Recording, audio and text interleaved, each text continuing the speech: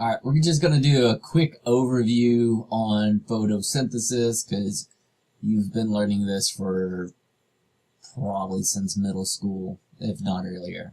Okay, so photosynthesis, plants absorb solar energy. So that energy coming from the sun comes down and gets absorbed into the plant, where they use that energy and transform it into a different type of energy. What type of energy is coming from the sun? So that's solar energy. What is it?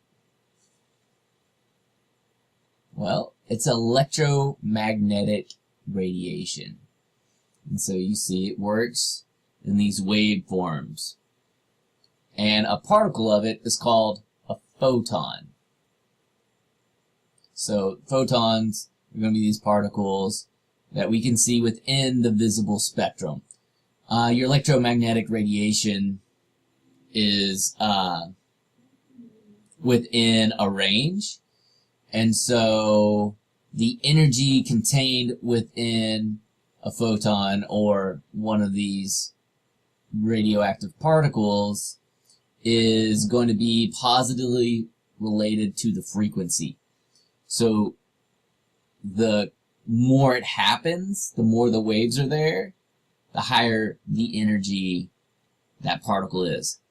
The longer the wavelengths, the lower. And so you could say it's positively correlated with the frequency, inversely correlated with the wavelength. So things that have really long wavelengths, like radio waves, are really low energy particles, versus gamma rays are really high energy. And then you have your visible light somewhere in between the two of them, right?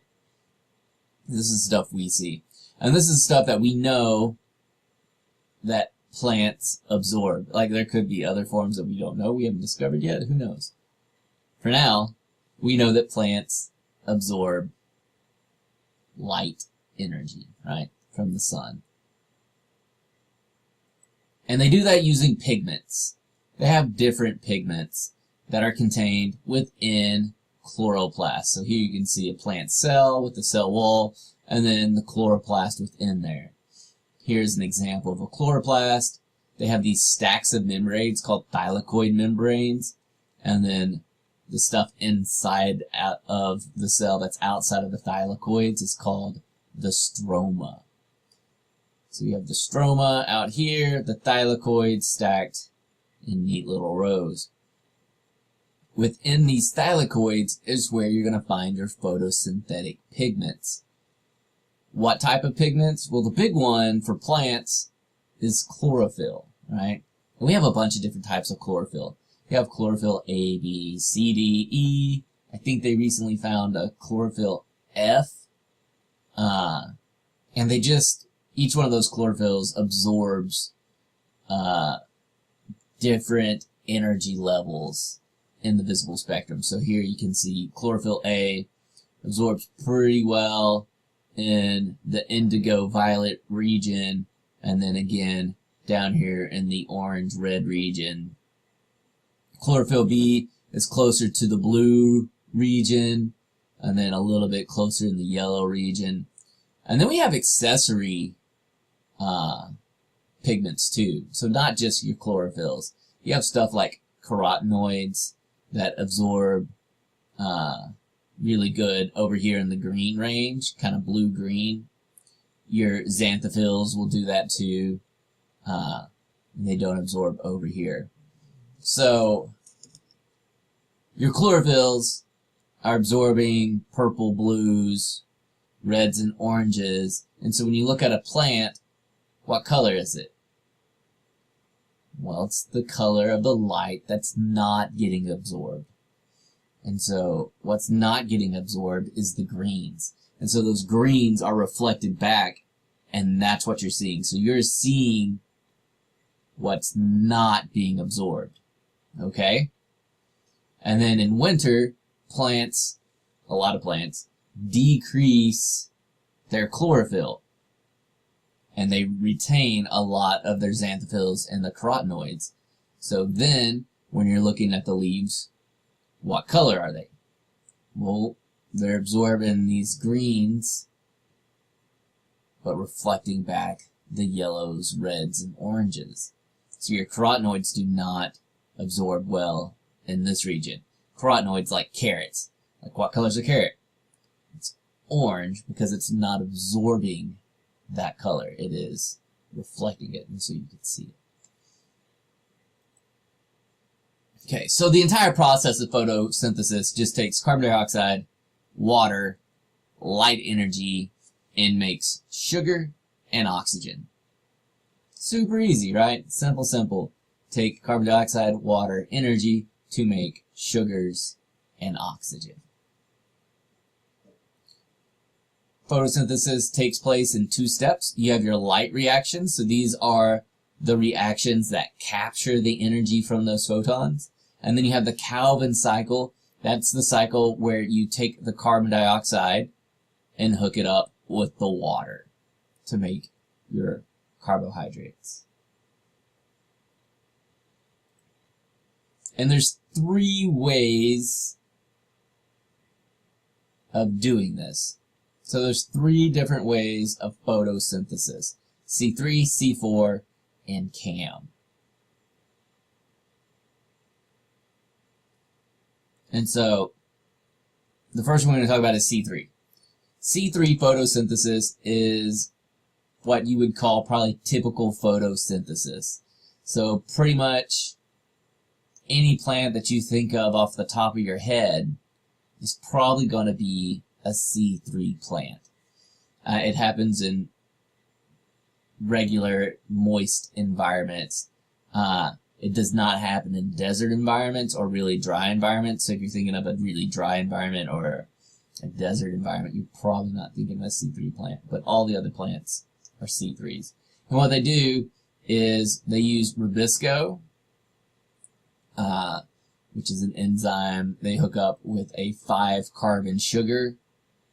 So you take your carbon dioxide, hook it up with a 5-carbon sugar, and then split it into 2 3-carbon units called G3P. These 3-carbon units or 3-carbon molecules is where you get C3.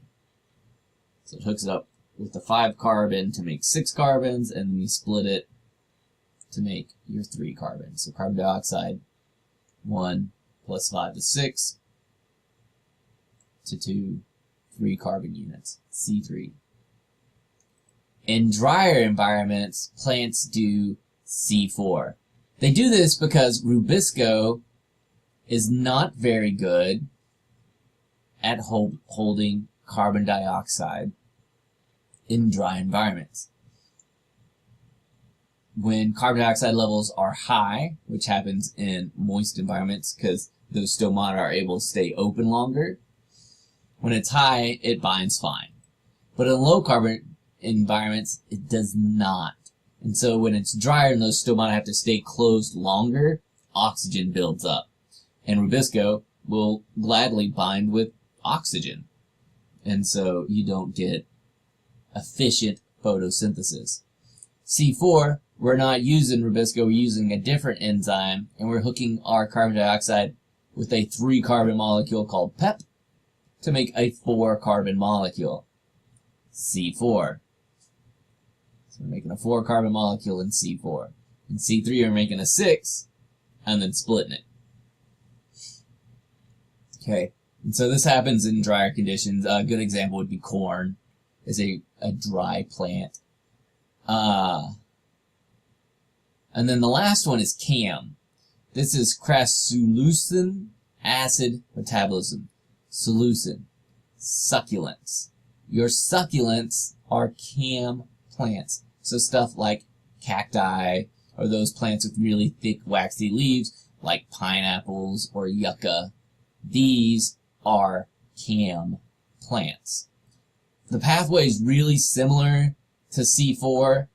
The only difference is C4 takes place between 2 cells, like across a barrier. Not 2 cells, 2 membranes. So it goes across a membrane. But in CAM photosynthesis, it all happens within the same membrane. And it basically just happens with a light cycle and a day cycle. So here you can see the three different types. So C3, it's all happening within one membrane. You have your rubisco hooking up with RUBP with the carbon dioxide to make G3P. In C4, you have your oxaloacetate and your carbon dioxide hooking up with PEP to make oxaloacetate, to make maltic acid, to pyruvate, to make G3 into rubisco. And so you separate it via this membrane, and then here we have it all just in the same membrane, just breaking up between light and day, or night. Alright. So what are some structural adaptations to water stress? Think about some stuff that plants do or have when they're used to a dry environment. When you think of a dry environment or an arid environment plant, what do you think of? Well, you might think of a cactus, right? And instead of having leaves, they have spines. Or maybe a mesquite tree, where you have thorns and leaves. And if you look at the leaves on a mesquite tree, they're really small, right? You have all these little leaflets out here. That's important. These little leaflets actually stop air bubbles from forming. So when you're making the oxygen during photosynthesis, some of it can diffuse into the veins. And if it diffuses in the veins, it stops the water flow. It can cause this thing called an embolism. Humans can also have embolisms if you get an air bubble in a vein or an artery, or something else that clogs it, that stops the blood flow. It's called an embolism. If it stops the water flow in a plant, it's called an embolism. And so in these, you're going to see a major vein with lots of little veins running off of them.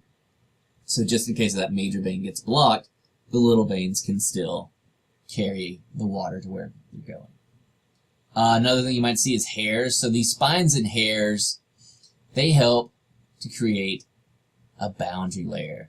If you remember when we were talking about aquatic plants and animals, we talked about how there was a boundary layer, that space where air or water wouldn't move next to the object. With things with spines and hairs, they create a boundary layer because they want to keep all the moisture inside the plant. And with this dead air space that they're creating, it stops evaporation from pulling out more water.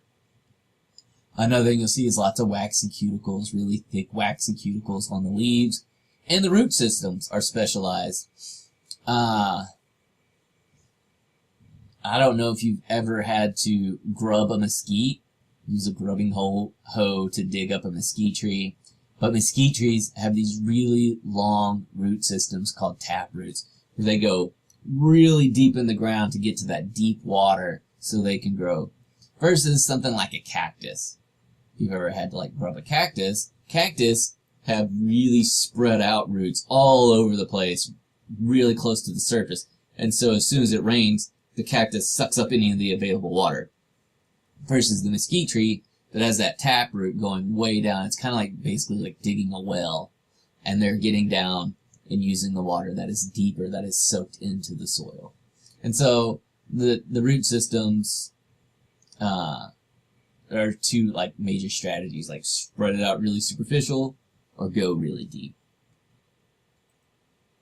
Okay, so why does light serve as the ultimate energy source for meat-eating animals? Think about it. And then what are some structural adaptations that plants have for arid environments and how do they work? So think about the root systems, the tiny leaves, spines or hairs. What is their role? What are they doing? We will pick up next time with salt, water, and nitrogen balance.